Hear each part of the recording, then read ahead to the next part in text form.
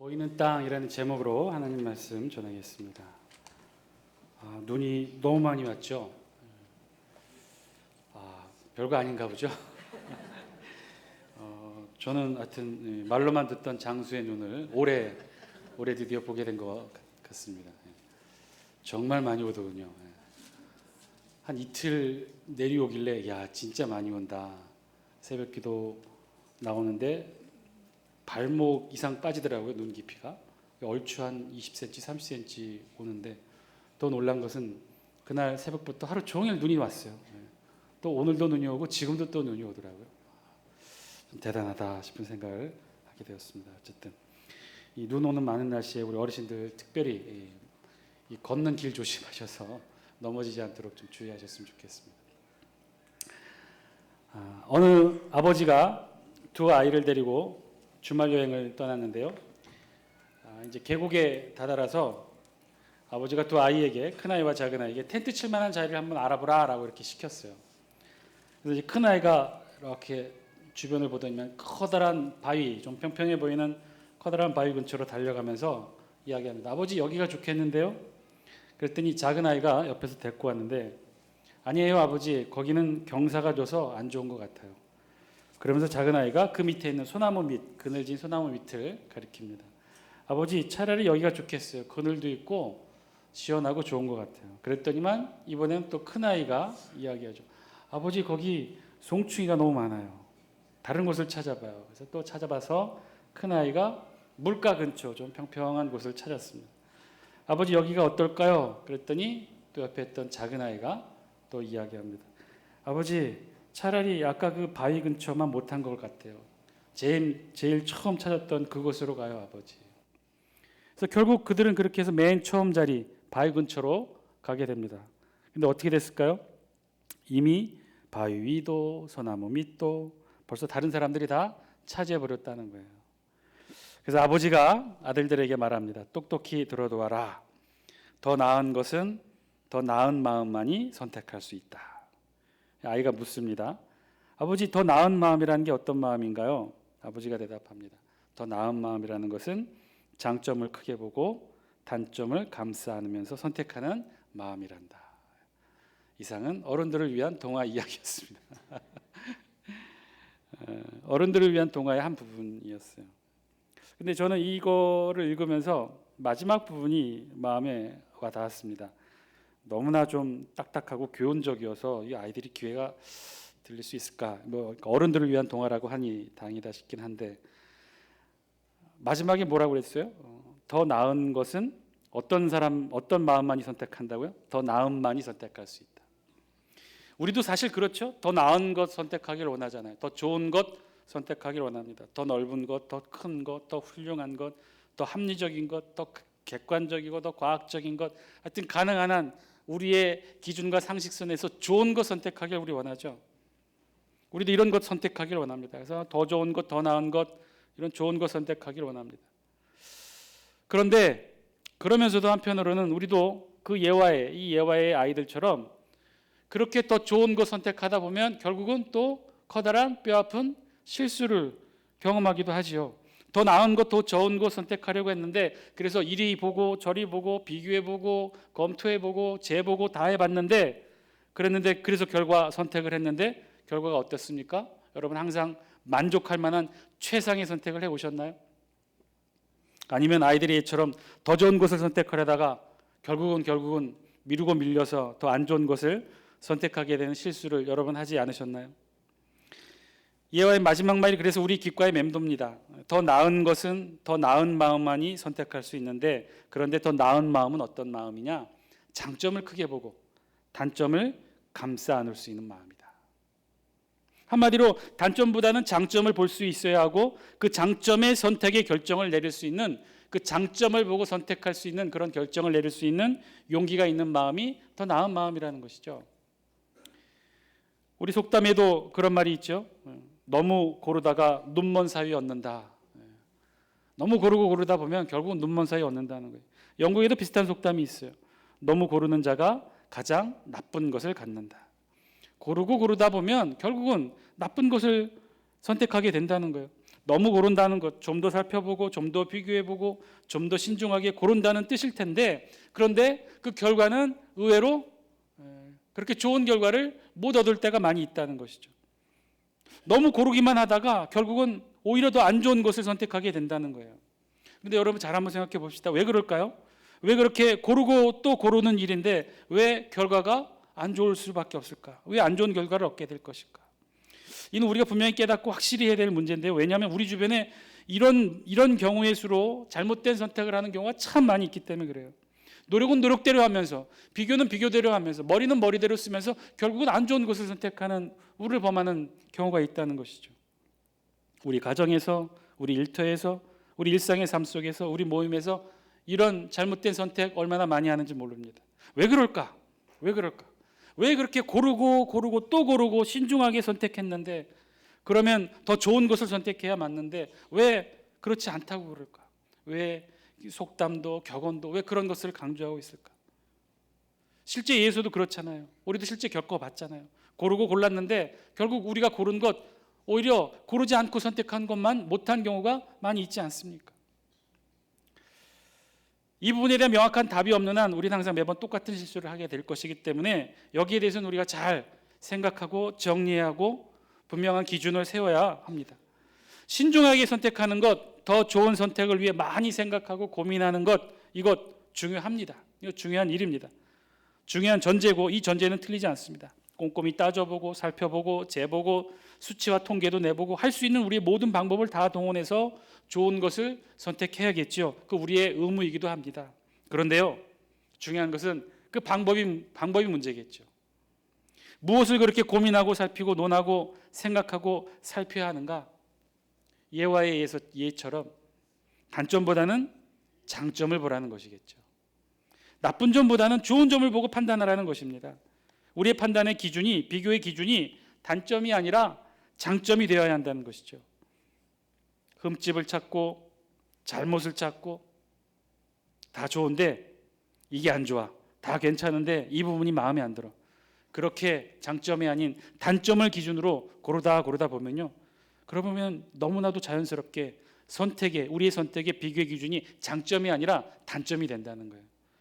그래서 장점이 좋은 것, 정말 훌륭한 장점이 있는 것을 선택하는 것이 아니라 장점이 적은 것, 그냥 무난한 것, 별탈 없는 것, 결국 최종적으로 우리가 선택하게 되는 것은 그런 것을 선택하게 된다는 거예요.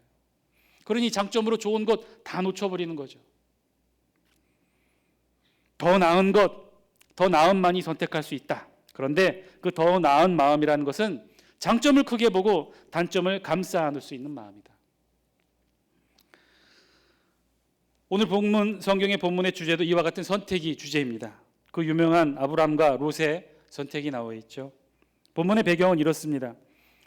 이 13장이 우리의 본문인데요, 그 앞에 12장에서는 어떤 내용이 있었느냐? 아브람이 기근을 피해 애굽으로 도피를 하죠. 그런데 아브람은 애굽에서 일생일대의 최대의 실수를 하고 맙니다. 어떤 실수를 합니까? 자신이 살기 위해 자신의 아내 사라를 이복 누이라고 거짓말을 하죠. 심지어 애굽의 바로 왕에게 자신의 아내를 팔다시피 보내고 그 대가로 또 많은 재산을 얻게 됩니다. 결국은 아브라함의 실수조차도 하나님께서는 아브라함의 성공으로 이끄셔서 결국은 아브라함은 아내 사라도 찾고 많은 재산도 얻은 채 애굽을 빠져나와 다시 가나안 땅으로 돌아오죠. 그것이 13장 전까지의 내용입니다. 그리고 13장 1절 2절에는 그러한 상황을 요약 정리하고 있어요. 우리 영상을 통해 13장 1절 2절 말씀 같이 한번 읽어볼까요? 시작. 아브라함이 애굽에서 그와 그의 아내와 모든 소유와 롯과 함께 네겝으로 올라가니 아브라함에게 가축과 은과 금이 풍부하였더라. 아멘. 결국 아브라함은 가나안 땅으로 돌아왔어요. 처음 정착지 베델과 아이 사이로 돌아오지요. 기근을 피해 애굽으로 가기 전에 있었던 자신의 거처로 돌아옵니다. 돌아온 아브라함에게 한 가지 변화가 생겼는데 그 변화가 무엇이냐? 부자가 되었다는 거예요. 그 전에도 물론 족장으로서 갖추어야 될 재산과 가신과 식솔들이 있었어요. 그런데 그것보다 더 많은 재산을 얻게 되었다는 것이죠. 그건 애굽의 바로 왕으로부터 받아낸 재산이고 결국은 하나님이 아브라함의 실수를 성공으로 갚아 이끌게 하셨던 축복의 결과이기도 합니다. 어쨌든 아브라함은요, 가나안 땅으로 돌아왔는데 재산이 더 많아졌어요.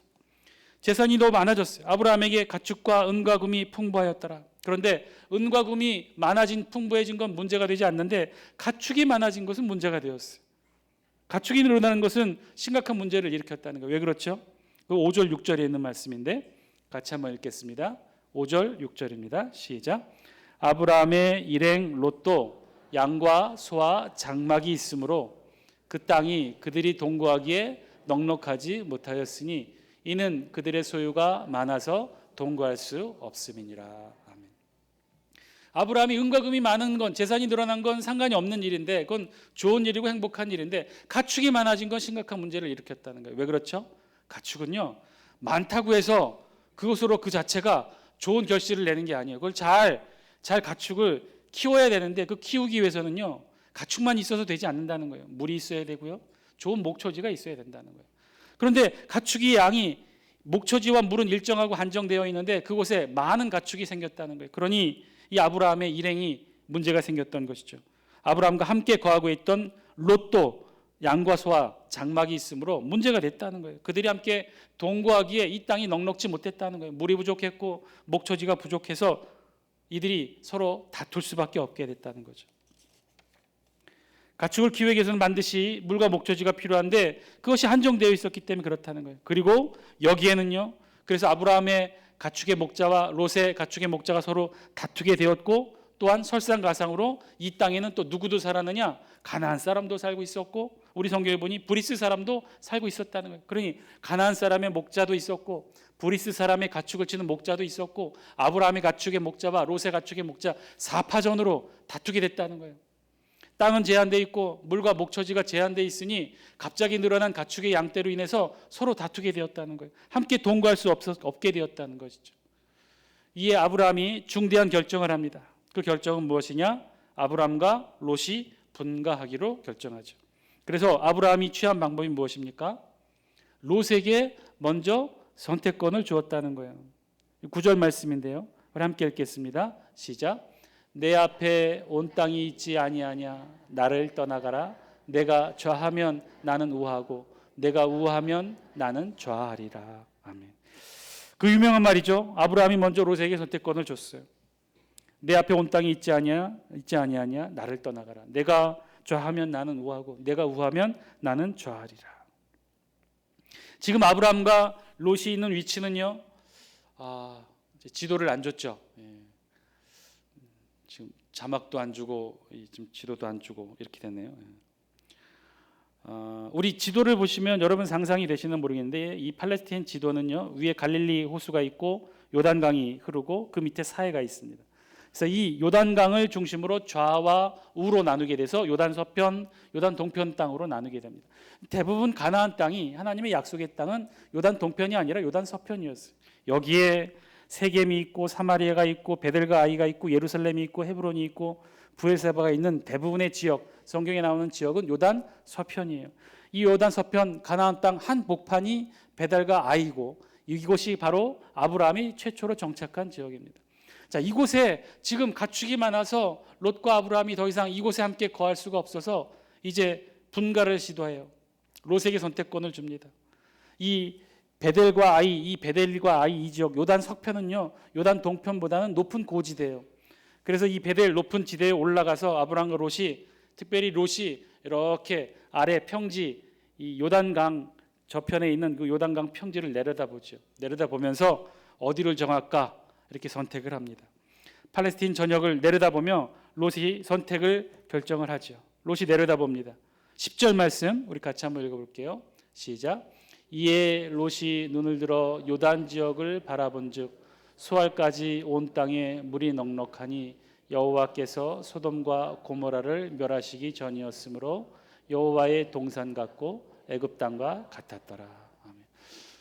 요단 서편 고지대에서 이렇게 내려다보니까 요단강이 보이는 거예요. 요단강을 보니까 요단강 앞뒤로 이게 요단 서편 베델과 아이에서 보니 전방이지만 지도상으로 보면 요단강을 중심으로 요단 서편과 동편이 되겠죠.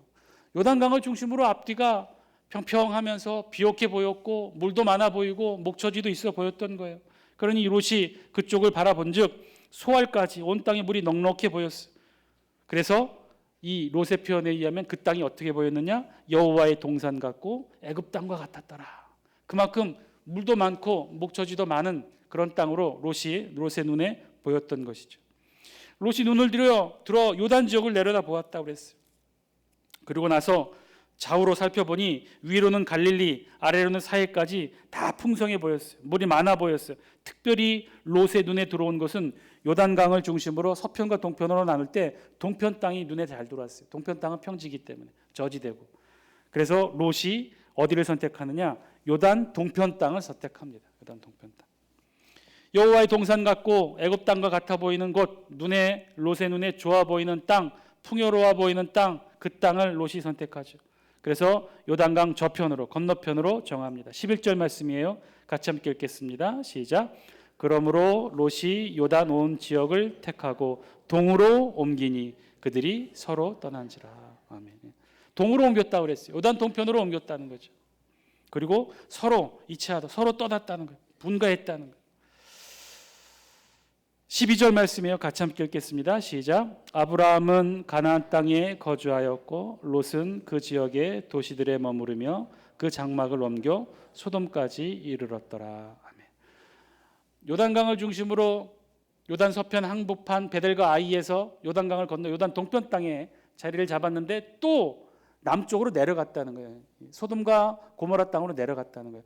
학자들에 의하면 소돔과 고모라 땅이 아직 정확한 위치가 밝혀지진 않았지만 사해 남동쪽 위치쯤 해당한다고 합니다. 그러니까 롯의 그 행적을 보면 베델과 아이 그 지역 요단 서편 중부 지역에서 요단강을 건너 요단 동편에 머물다가 요단 동편 남쪽으로 사해 남쪽으로 자리를 옮긴 듯합니다. 아마 거기가 더 좋아 보였었겠죠. 근데 거기가 어떤 땅이었느냐? 소돔 땅이었다는 거예요. 소돔과 고모라 땅이었다는 거예요.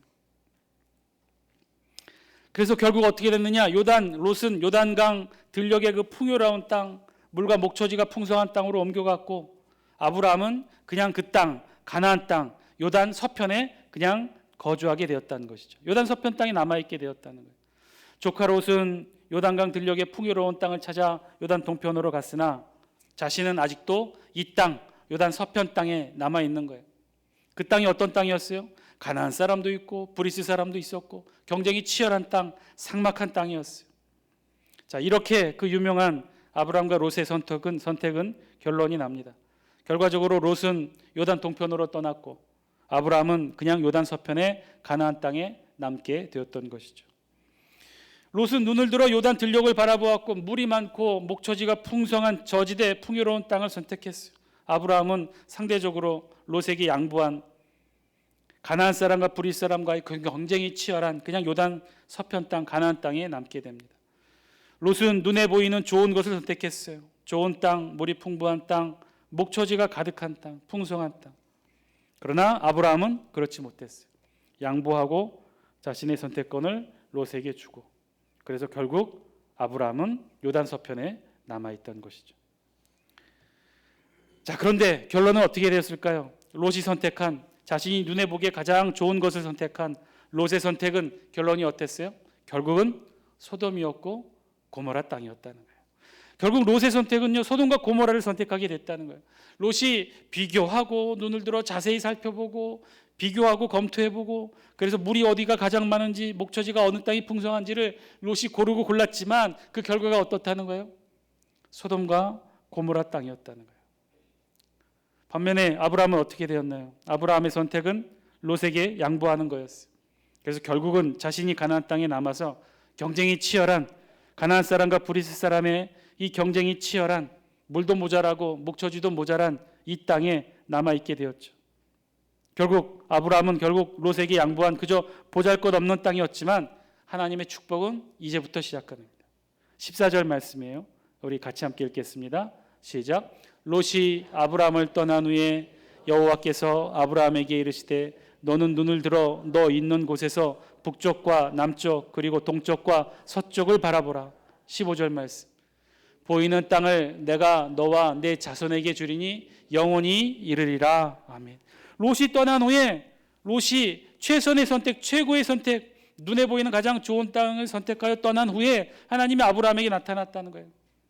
좋은 것 다 양보하고 이제 치열한 경쟁 속에서 살아야 될 앞길 막막한 아브라함에게 하나님이 나타나셔서 말씀하시죠. 뭐라고 그랬어요? 너는 눈을 들어 너 있는 곳 북쪽과 남쪽 그리고 동쪽과 서쪽을 바라보라. 동서남북을 바라보라는 것이죠. 여러분, 이 땅이 어떤 땅입니까? 새삼스럽게 하나님이 지금 아브라함에게 말씀하고 계시지만 아브라함은요, 눈 감고도 눈으로 이 머릿속으로 다 그려지는 땅이에요. 자신이 제일 먼저 정착한 땅이고 제일 먼저 이곳에 터전과 뿌리를 내렸던 땅이에요. 여러분, 눈 감고 우리 장수읍내 이렇게 머리로 떠올릴 수 있습니까? 도로로 떠올리죠? 떠올려지죠? 이 아브라함에게 지금 그런 땅이라는 거예요. 다 떠오르는 땅인데 새삼스럽게 하나님이 아브라함에게 눈을 들어 보라는 거예요. 펼쳐지는 보이는 땅을 보라는 거예요. 보이는 땅을 내가 너와 네 자손에게 주리니 영원히 이르리라. 동서남북을 바라보라. 여러분, 보이는 땅은 어떤 땅을 가리킵니까? 보이는 땅은요, 하나님이 아브라함에게 보여주는 땅이에요. 아브라함이 애써서 보려고 하는 땅이 아니라는 거예요. 눈을 들어 까치발을 뜨고 높은 산에 올라가서 이렇게 보고 자로 재어보고 눈으로 살펴보고 비교 검토해서 보는 땅, 그런 보는 땅이 아니라 하나님의 말씀으로 보여지는 땅을 지금 아브라함에게 보라고 했고 하나님이 그 땅을 지금 아브라함에게 주시겠다는 것이죠. 그처럼 지금 아브라함에게 이 땅은 그런 땅이었어요.